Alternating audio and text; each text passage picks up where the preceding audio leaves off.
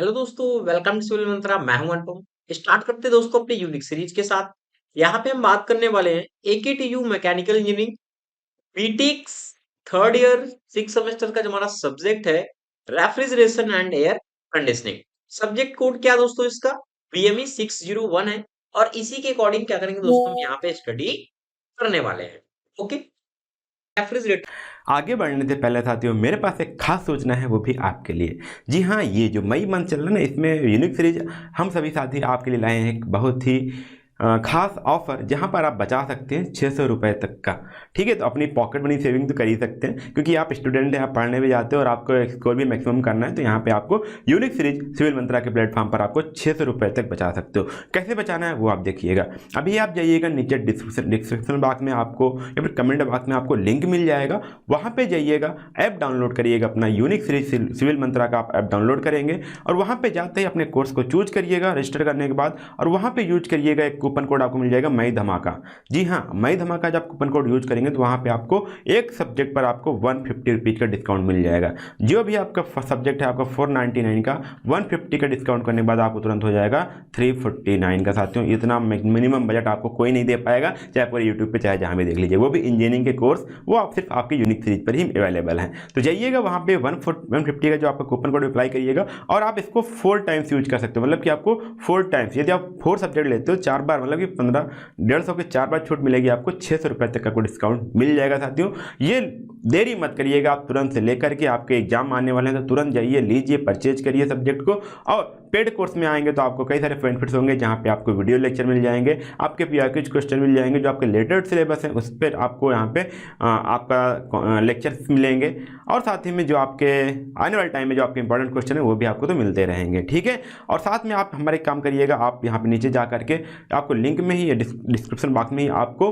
WhatsApp group का link मिल जाएगा, वो ज्वाइन कर लीजिएगा, ताकि आप हमारे साथ डायरेक्ट कॉन्टैक्ट में आ पाएँ। और साथ में आप यहाँ पे टेलीग्राम चैनल में जुड़ जाइएगा, जो आपका यूनिक सीरीज और सिविल मंत्रा दोनों टेलीग्राम चैनल है उसको ज्वाइन कर लीजिएगा, ताकि आप हमारे साथ कनेक्ट रहें साथियों, और अपनी इस जर्नी को, अपनी बीटेक की जर्नी को और बेहतर बना पाएँ। तो आज ही जाइएगा, ऐप को डाउनलोड करिएगा और इन्जॉय करिएगा एक यूनिक सीरीज के जो हमारे बेहतरीन लेक्चर्स हैं, जो बेहतरीन फैकल्टी के साथ आपको पढ़ाए गए हैं।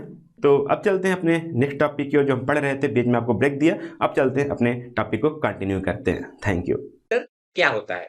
अगर हम बात करें रेफ्रिजरेटर के बारे में, तो रेफ्रिजरेटर एक ऐसी हमारी डिवाइस हम कह सकते हैं जो हमें क्या करता है, कोल्ड प्रोड्यूस करता है। तो जो डिवाइस हमें कोल्ड प्रोड्यूस करेगा उसे हम क्या कहेंगे, उसे हम कहते हैं रेफ्रिजरेटर। ये करता कैसे है देखो, अगर सपोज दैट, अभी मैं इस डायग्राम पे नहीं बात करता हूँ, सपोज दैट मान लिया, तो आप देखा होगा, सपोज दैट हमें कोई फ्रिज है, क्या है, कूलिंग प्रोड्यूस करती है। किस तरीके से कूलिंग प्रोड्यूस करता है? सपोज दैट ये हमारा क्या है, कोल्ड अंदर वाला पार्ट है। तो होता क्या है, यहां से जो कोल्ड वाला पार्ट है ना, यहां से ये क्या करता है, इसकी हीट को निकालता है, इसकी हीट को निकालता है। अब क्या होता है, जब इसकी हीट को निकालने में इसको करना पड़ता है एक्स्ट्रा वर्क डन, इसको करना पड़ता है क्या, एक्स्ट्रा वर्क डन, और ये तब हीट निकलती है।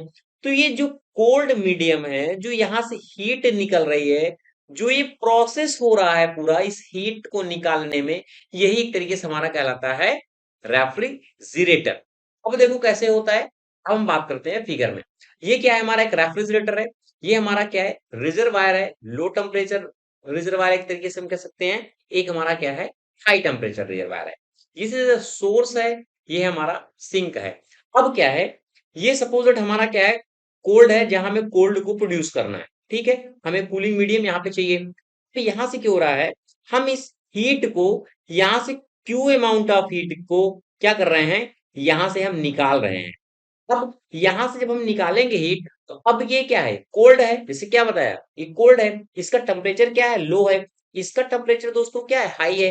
टेम्परेचर हमारा कैसे ट्रांसफर होता है, हाई टू लो ट्रांसफर हो रहा है। बट हम कर क्या रहे हैं यहाँ पे, हम जो टेम्परेचर को ट्रांसफर करा रहे हैं, वो ट्रांसफर करा रहे हैं लो टू हाई। कैसे ट्रांसफर करा रहे हैं, लो टू हाई। इसकी वजह से हमें यहाँ पे करना पड़ेगा एक्स्ट्रा वर्क डन। ठीक है, तो हमें एक्स्ट्रा वर्क डन करना पड़ेगा। तो यहां से जब हमारा लो टेम्परेचर हीट निकलेगा सोर्स से Q2, अब यहाँ पे हमने क्या किया, जब एक्स्ट्रा वर्क डन किया, तो हमने क्या किया, यहाँ से हीट को क्या किया है, निकाल दिया है। अब वो हीट हम मान रहे हैं कितनी है, Q है। और ये हमारा क्या होता है, हाई टेम्परेचर सिंक है, जो क्या करेगा, सराउंडिंग में चला जाएगा। ठीक है, तो इस तरीके से हमारा रेफ्रिजरेटर वर्क करता है। कैसे, देखो क्या कह रहा है कि it produce a temperature in enclose chamber whose value is lower than temperature of the surrounding. अब सराउंडिंग का टेम्परेचर कुछ भी हो, यहाँ का टेम्परेचर हमने क्या कर दिया, जीरो कर दिया, यानी कि माइनस कर रहे हैं, कोल्ड कर रहे हैं, किसके, सराउंडिंग के टेम्परेचर से।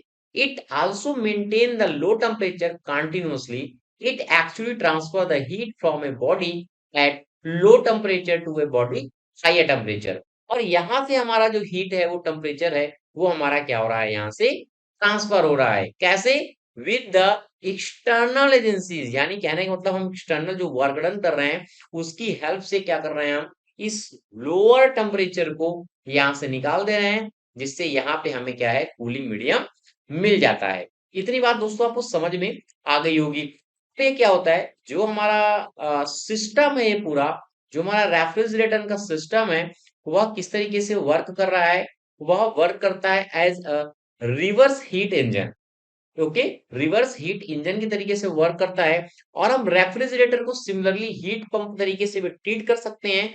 बट हीट पंप में क्या होता है, वहां पे हमें हीट हम क्या करते हैं, रिक्वायर करते हैं। यहाँ पे हमें रेफ्रिजरेटर चाहिए, ठंडा चाहिए, तो हम क्या कर रहे हैं, यहाँ से हीट को क्या करते हैं, निकालते हैं।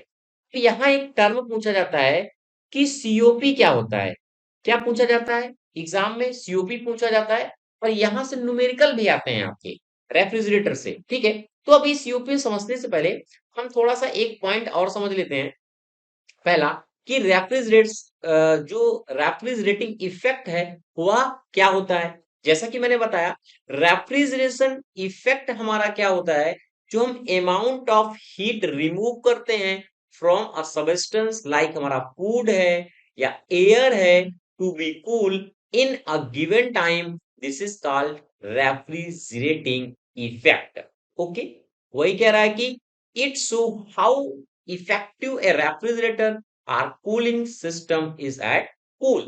क्या बताया, यहां से जो हम यहां से निकाल रहे हैं हीट को, वही हमारा प्रोसेस कहलाता है रेफ्रिजरेटिंग इफेक्ट।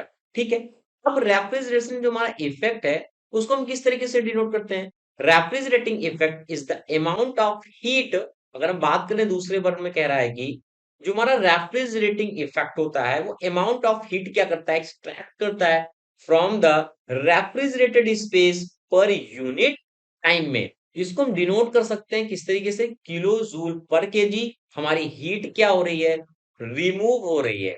ओके, अब एक टर्म और आता है, टर्न ऑफ रेफ्रिजरेशन। ठीक है, जिसे हम कहते हैं टीआर। ये क्या होता है, एक हमारा कॉमर्शियल कूलिंग सिस्टम है, जो हम क्या करते हैं, एक तरीके से यूनिट को शो करते हैं। अब बात करें जैसे कि यूनिट ऑफ रेफ्रिजरेशन के बारे में, यूनिट ऑफ रेफ्रिजरेशन को ही हम कहते हैं टन ऑफ रेफ्रिजरेशन। जैसा कि आपने देखा होगा, जब आप एसी लेने जाते हैं, तो आप कहते हैं 1 टन का एसी है या 1.5 टन का है। अब इसका मतलब क्या होता है, कोई वेट से तो मतलब है नहीं, कितना वजन है भाई, कि 1.5 टन हो गया या 1 टन हो गया। इसका एक्चुअल मतलब देखो क्या होता है, डिफिनीशन समझना, फिर आपको समझ में आएगा। कहता है कि 8 ton of refrigeration is defined as amount of refrigeration effect produced by uniform melting of 1 ton of ice at 0 degree Celsius in 24 hour. नहीं समझ में, आप समझो। सपोज दैट हम बात कर रहे हैं, एक हमारे पास आइस है, ठीक है, ये आइस है। ओके, ये कितने है, 1000 kg की है। ठीक है, तो इस 1000 आइस को हम क्या कर रहे हैं, चेंज कर रहे हैं, वाटर में चेंज कर रहे हैं। कैसे चेंज कर रहे हैं, वाटर में चेंज कर रहे हैं, वो भी किस तरीके से, 0 डिग्री सेल्सियस पे, वो भी कितना, 24 आवर में। तो ये जो चेंज हो रहा है, जो इसकी कैपेसिटी है, वही हमारी कहलाती है टन ऑफ रेफ्रिजरेशन। तो देखो इसको कैलकुलेट किस तरीके से करते हैं। अब देखो, अब हमारा क्या है, यहाँ जो हमारी आइस है, यानी सॉलिड हमारा किसमें चेंज हो गया, वाटर में, यानी लिक्विड में चेंज हो गया। सॉलिड हमारा किसमें चेंज हुआ, लिक्विड में चेंज हुआ। तो यहाँ पे हमारा एक टर्म आता है किसका, लेटेंट हीट का। तो यहाँ पे टर्म आएगा लेटेंट हीट का। तो देखो क्या क्या होता है, ये जो वैल्यू लिखी है कि 1 TR equal to 210 kilo joule per minute, या हम कह सकते हैं 3.5 किलोवाट, ये क्या होती है, यूनिट होती है। अब कैसे हम इसको देखो शो करते हैं, हमने मान लिया 1 TR इक्वल टू क्या होता है, लेटेंट हीट।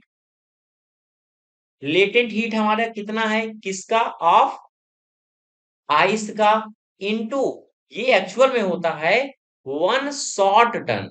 1 शॉर्ट टन मतलब 900 kg। और ये हमारा कितना होता है टाइम, 24 आवर, ठीक है। अब देखो लेटेंट हीट कितनी होती है इसके लिए, 335, यही हमारा यूनिट होता है किलो जूल पर केजी, और ये एक्चुअल में होता है 900 kg। अब क्या है, इसको हम डिवाइड कर दे रहे हैं कितना, 24 से। तो यहाँ पे जो निकल के आता है वो निकल के आता है 1256 2.5, ये हमारा किसमें, किलो जूल पर आवर में है। अब हमें चाहिए किसमें, किलो जूल, जो वाट है उसके क्या होता है, किलो जूल पर सेकेंड होता है एक्चुअल यूनिट। अब अगर हम इसको डिवाइड कर दें 1256 2.5 को डिवाइड कर दें कितना, 3600 से, यानी किलो जूल पर सेकेंड हो जाएगा। तो यहाँ पे आ जाएगा 3.5 किलो जूल पर सेकेंड, या फिर हम कह सकते हैं किलोवाट। तब आता है हमारा ये वैल्यू 3.5 किलोवाट। तो आपको समझ में आ गया होगा टर्न ऑफ रेफ्रिजरेशन हमारा क्या होता है, कि जो हमारी आइस है वो वाटर में कन्वर्ट हो रहा है, वो 0 डिग्री 24 आवर में, वो क्या कैपेसिटी है उसकी। तो ये दिखाता है कि ton of refrigeration is defined as the amount of refrigeration effect produced by uniform melting of 1 ton of ice at 0 degree Celsius in 24 hour. आशा करता हूँ समझ में आ गया होगा कि यूनिट ऑफ रेफ्रिजरेशन या टर्न ऑफ रेफ्रिजरेशन हमारा क्या होता है। तो हम बात करते हैं सीओपी की, ठीक है। अब समझ में आएगा कि हम सीओपी क्या होता है। सीओपी का अगर हम एक्चुअल देखें तो उसे हम कहते हैं कॉफिशिएंट ऑफ परफॉर्मेंस। ये क्या बताता है, उसकी परफॉर्मेंस को बताता है, किसकी, रेफ्रिजरेटर हमारा जो यूज कर रहे हैं। तो कहता क्या है कि the ratio of heat extractive in the refrigerator to the work done W on the refrigerant is known as a coefficient of performance. This is the Q amount of refrigerator जो हमारी एक्सट्रैक्ट हो रही है और जो हम work done कर रहे हैं, दिस इज W। ये क्या होता है, कोएफिशिएंट ऑफ परफॉर्मेंस होता है। अब देखो आपको यहाँ पे समझ में आने वाला है, मैंने बताया सीओपी क्या होता है कि क्यू हीट, यानी हम कितनी एक्सट्रैक्ट कर रहे हैं, और क्या, डब्ल्यू। अब जब हम हीट एक्सट्रैक्ट कर रहे हैं कितनी निकाल रहे हैं, Q2 निकाल रहे हैं। तो अब यहाँ पे क्या आ जाएगा हमारा, Q2 हो जाएगा। और वर्क डन हम कितना कर रहे हैं, यानी कहने का मतलब Q1 minus Q2, this is Q1 minus Q2। और यही दोस्तों इसकी क्या होती है, सीओपी होती है। और आपको ये याद रखना है, एग्जाम में अक्सर ये पूछा जाता है। तो आपको क्लियर हो गया होगा कि रेफ्रिजरेटर क्या होता है, क्या मीनिंग है, रेफ्रिजरेटिंग इफेक्ट क्या होता है, यूनिट ऑफ रेफ्रिजरेशन क्या होता है। अब हम बात करते हैं थोड़ा इसके एप्लीकेशन के बारे में, कि हम क्यों यूज कर रहे हैं रेफ्रिजरेंट। ओके, तो बात करते हैं किस लिए हम यूज करते हैं। Keep food fresh and safe to eat, prevent spoilage and waste, ठीक है, essential for storing the dairy meats fruits and vegetables, use in industrial and comfort air conditioning, and used in manufacturing and treatment of metals। तो ये होता है दोस्तों हमारा complete video refrigerator. आगे unit पे हम बात करेंगे कि हीट पंप हमारा दोस्तों क्या होता है। जैसा कि दोस्तों हम डिस्कस कर चुके हैं रेफ्रिजरेटर के बारे में, अब हम बात करेंगे कि हीट पंप के बारे में। ओके, तो बात करते हैं, पहले हम जान लेते हैं कि हीट पंप होता क्या है और इसका यूज क्या है मेनली। तो देखो, हीट पंप का मेन वर्क क्या होता है, किसी भी स्पेस को अगर हमें क्या करना है, हॉट रखना है, गर्म रखना है, तो हम क्या करते हैं, हीट पंप का यूज करते हैं। जैसे वहां रेफ्रिजरेटर में क्या था, किसी स्पेस को हम क्या कर रहे थे, ठंडा कर रहे थे, तो वहां हमने प्रोसेस देखा था। यहाँ पे हीट पंप में क्या है, किसी स्पेस को हम क्या कर रहे हैं, गर्म रखने की कोशिश कर रहे हैं। यानी इसको हम हॉट रखेंगे। अब हॉट कैसे रखेंगे? जब यहाँ पे हम हीट देंगे। किस तरीके से हीट देंगे उस प्रोसेस को समझते हैं। तो वही कह रहा, सिस्टम हमारा कह रहा है कि heat pump extract heat from cold body and deliver it to a hot body। कैसे? अब देखो, सपोज दैट ये इस एरिया को क्या करना है, हमें हॉट रखना है, इसलिए इसको मैंने कंसीडर किया हुआ है हाई टेम्परेचर सिंक, और इसका टेम्परेचर क्या है, T1 है। हम इस एरिया को हीट करने के लिए करेंगे क्या? तो हम क्या करेंगे, यहां से जो हमारा लो टेम्परेचर सोर्स है, यहां से हम क्या करेंगे, हीट लेंगे। यानी हमने क्या किया, यहां से हीट लिया, क्यूब अमाउंट ऑफ हीट। देखो, हीट जो हमारी ट्रांसफर होती है, कैसी होती है, हायर टू लोअर ट्रांसफर होती है। हायर टू क्या होती है, लोअर ट्रांसफर होती है, यही हमारी हीट ट्रांसफर होती है। बट यहाँ पे क्या है, हम क्या कर रहे हैं, जो हीट को ट्रांसफर कर रहे हैं वो लोअर टू हायर ट्रांसफर कर रहे हैं। देखो यहाँ पे हीट क्या है, सोर्स इसका लो टेम्परेचर है। अब हम क्या कर रहे हैं, इसको ट्रांसफर करने के लिए हमें करना क्या पड़ेगा, एक हीट पंप लगाना पड़ेगा। जैसे हमारा हीट पंप है, और हमें करना क्या पड़ेगा, यहाँ पे एक्स्ट्रा वर्क करना पड़ेगा।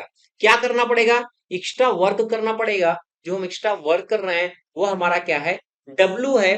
वो हम क्या कर रहे हैं, इसको हीट दे रहे हैं। अब जब इसको हीट देंगे तो एरिया क्या हो जाएगा, हमारा गर्म हो जाएगा, यानी हाई टेम्परेचर हो जाएगा। इसी प्रोसेस को हम कहते हैं हीट पंप। क्या करिए डेफिनेशन, जैसा कि आप देखें, a heat pump is a reverse heat engine. कैसा रिवर्स हीट इंजन है, अभी हीट इंजन के बारे में हम पढ़ेंगे। कह रहा है कि it receive heat from A low temperature reservoir. क्या करता है, हीट यहां से रिसीव करता है रिजर्वायर से, सोर्स से, and reject it to a high temperature reservoir, this is sink. और ये क्या कर रहा है, यहाँ पे हीट क्या कर रहा है, रिजेक्ट कर रहा है यहां से। तो आपको समझ में आ गया हीट पंप का मेन वर्क क्या होता है। तो हमें कैलकुलेट करना है कि सीओपी क्या होती है।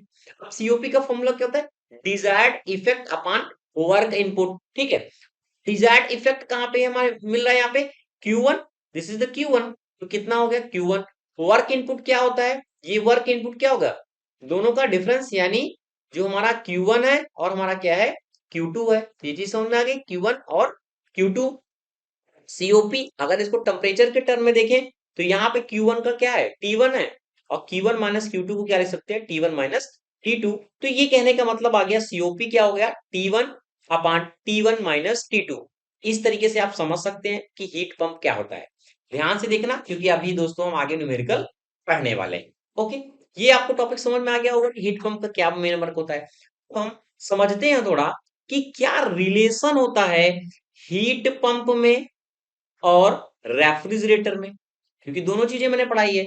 तो जब मैंने सीओपी बताया था रेफ्रिजरेटर का, तो बताया था फॉर्मूला क्या निकल के आया था, T2 अपान T1 माइनस T2, जो प्रोसेस हमने देखा था। ठीक है, अब सीओपी क्या होती है, अभी हीट पंप की हमने क्या निकाला, T1 अपान T1 माइनस T2। तो हम रिलेशन देखें दोनों में, तो क्या हम कह सकते हैं, COP of heat pump equal होगा 1 प्लस सीओपी ऑफ रेफ्रिजरेटर की। क्यों, अगर 1 प्लस करोगे ना इसको, किसको, रेफ्रिजरेटर को, तो यही वाला हमारा फॉर्मूला निकल के आ जाएगा।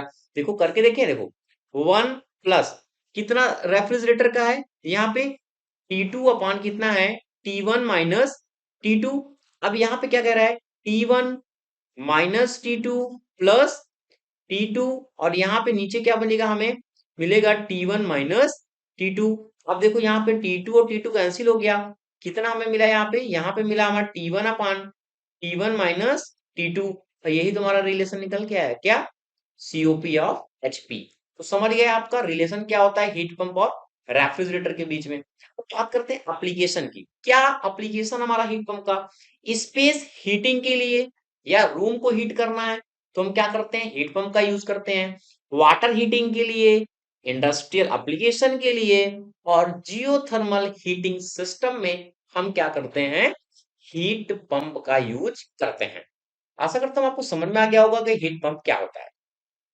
नेक्स्ट हमने दो टॉपिक डिस्कस कर लिए। क्या डिस्कस कर लिया, कि हीट पंप क्या होता है, रेफ्रिजरेटर क्या होता है। नेक्स्ट हम बात करते हैं किसकी, हीट इंजन के बारे में। अब हीट इंजन क्या होता है, तो हीट इंजन का पहले मतलब समझ लेते हैं थोड़ा सा, ठीक है। और हीट इंजन क्या कहता है, हीट इंजन ये कहता है कि आप क्या करो, हाई टेम्परेचर से यहां से हीट लो, ठीक है, क्या करो, अपनी हीट को वर्क डन में कन्वर्ट करो। क्या करेगा, थर्मल जो हीट है उसको इस हीट इंजन वर्क डन में कन्वर्ट करेगा, और जो बची हुई हीट होगी उसको बाहर निकालेगा, जो लोअर टेम्परेचर या सोर्स या स्पेस पे हमारी निकल जाएगी। तो यहाँ पे मेन वर्क क्या है कि a heat engine is a device that convert thermal energy into the mechanical work. कैसा, देखो हायर टेम्परेचर है, यहाँ से हीट लेके क्या कर रहा है, वर्क डन में कन्वर्ट कर रहा है। वर्क डन हमें यहाँ पे मिल रहा है, हमें करना नहीं पड़ रहा। जैसे कि हमने रेफ्रिजरेटर और दोनों साइकिल में देखा था, देखो यहाँ पे हमें क्या एक्सटर्नल वर्क डन करना पड़ रहा था, बट हीट इंजन में क्या वर्क डन हमें यहाँ पे मिल रहा है, ठीक है। तो कह रहा है कि operating between the two temperature reservoir, जो हमारा सोर्स है, एक हमारा क्या सिंक है, it absorb heat from a higher temperature source. High temperature source से हमारी हीट क्या होगी, एब्जॉर्ब होगी, और ये क्या होगा, वर्क परफॉर्म करेगा, और जो बची हुई हीट होगी वो हमारी रिलीज हो जाएगी लो टेम्परेचर पे। यही हमारा होता है हीट इंजन। तो आपको समझ में आ गया होगा कि हीट इंजन हमारा क्या होता है। अब एक चीज देखो, यहाँ पे मैंने थोड़ा सा ध्यान नहीं दिया, यहाँ पे सिंक नहीं होगा, यहाँ पे ध्यान देना, ये हमारा क्या सोर्स है, यहाँ पे ये हमारा सोर्स है और ये हमारा क्या है, सिंक है, ठीक है। तो ये ध्यान रखना। बात करते हैं कि how a heat engine work, कैसा हीट इंजन वर्क करता है। ये हीट इंजन ऑपरेटिंग साइकिल को हम बात करें, पहला क्या होता है, हीट एब्जॉर्प्शन। हीट एब्जॉर्प्शन का मतलब क्या है, यहाँ पे हायर टेम्परेचर से हीट हमारी क्या हो रही है, एब्जॉर्ब हो रही है। ये थोड़ा सा मैं साफ कर देता हूँ फिर से अगेन, ताकि फिर से आपको क्लियर समझ में आए, ठीक है। क्या हो रहा है, हीट एब्जॉर्ब हो रही है कहां से, Q1 अमाउंट हीट एब्जॉर्ब हो रही है हायर टेम्परेचर T1 से, ओके। अब नेक्स्ट क्या होता है, वर्क आउटपुट। अब हीट जब एब्जॉर्ब होगी तो हीट हमारा कन्वर्ट होगा किसमें, वर्क डन में, और हमें वर्क मैकेनिकल वर्क मिलेगा। फिर क्या होता है, हीट हमारी रिजेक्ट होती है, जो बच जाती है हमारी heat, remaining heat Q2 amount of heat क्या होगी, रिजेक्ट हो जाएगी हमारी, एक्सपेल हो जाएगी लो टेम्परेचर रिजर्वायर में, ठीक है। तो मैंने वही बताया, ये हमारा क्या है, ये हमारा क्या हो गया, T2 अमाउंट ऑफ हीट, ठीक है, यहाँ से निकल गया। इतनी बात आपको समझ में आ गई होगी यहाँ पे कि क्या कैसे वर्क करता है। बात करते हैं थोड़ा इफिशियंसी के बारे में, कि इसकी इफिशियंसी को हम कैसे कैलकुलेट करेंगे।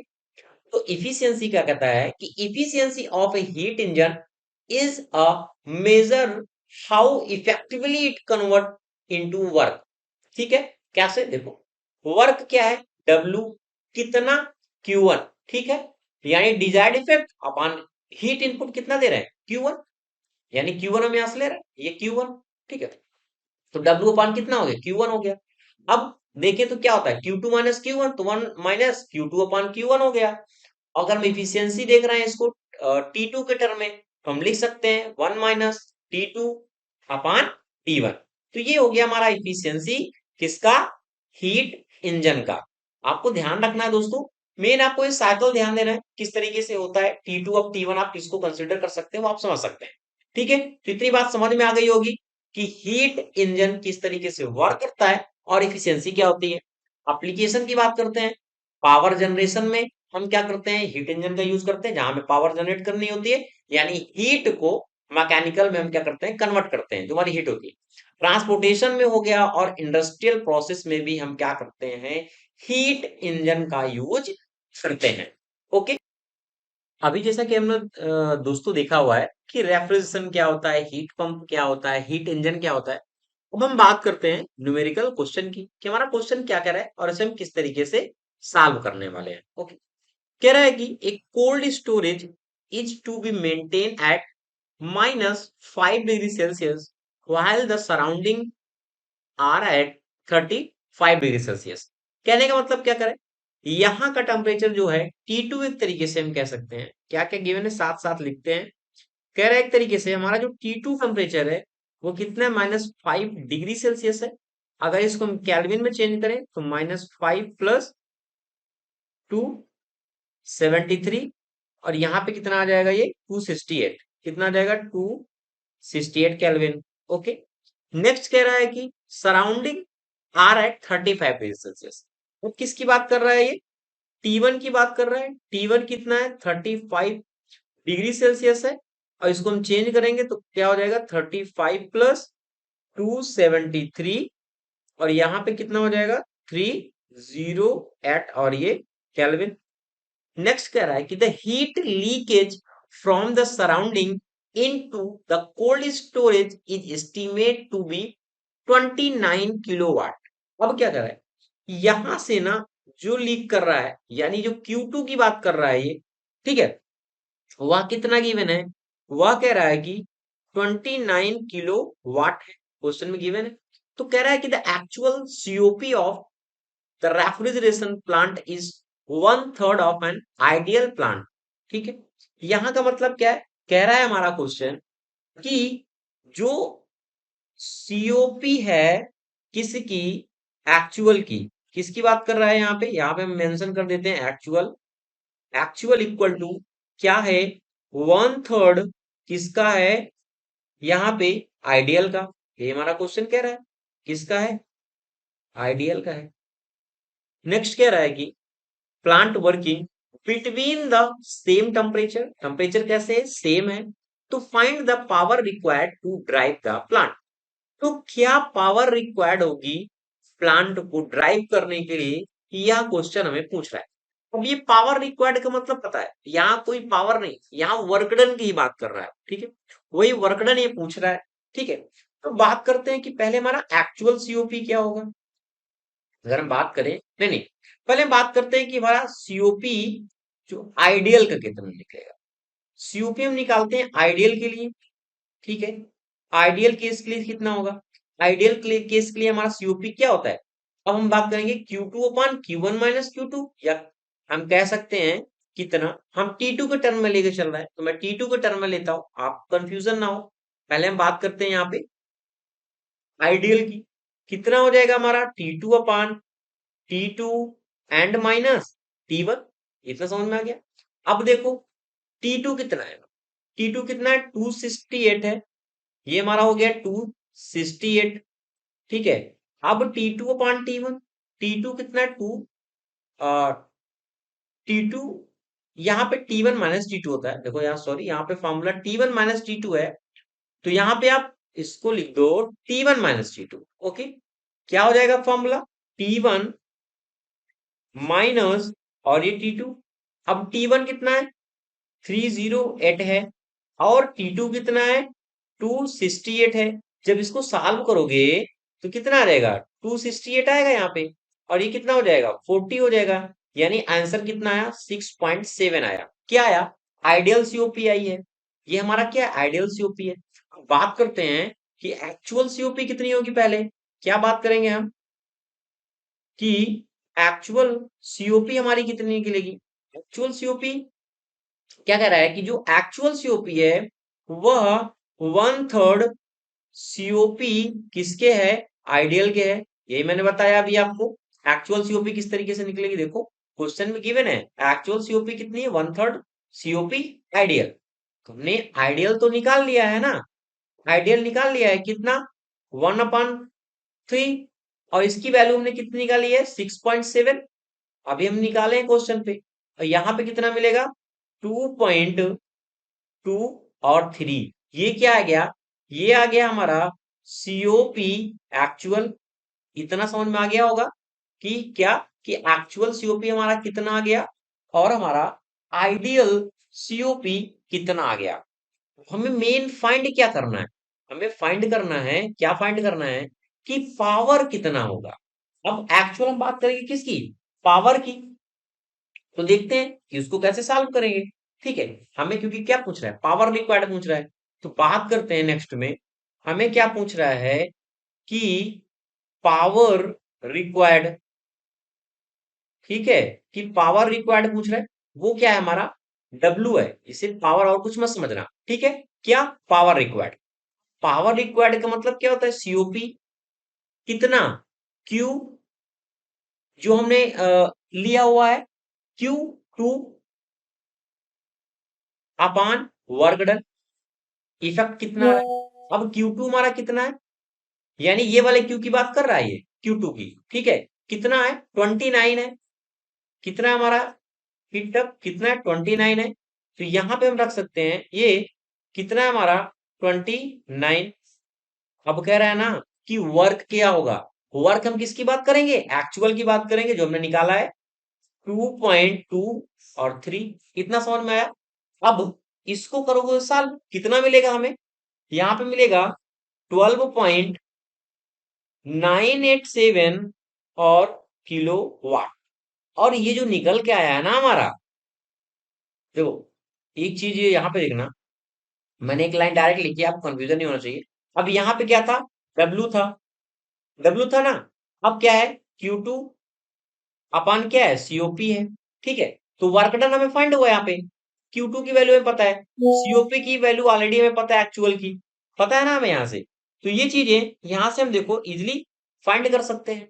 तो यहाँ पे हमें कितना मिला? 12.987 किलो वाट। और यही दोस्तों हमारा फाइनल आंसर होगा, ठीक है। कि हम कह सकते हैं कि जो हमारी पावर रिक्वायर्ड होगी, दिस इज वर्क डन, ठीक है। ये मत समझना कि हम क्या फाइंड कर रहे हैं, पावर ये एक तरीके का हमारा ये है। तो यहाँ पे कितना हो जाएगा?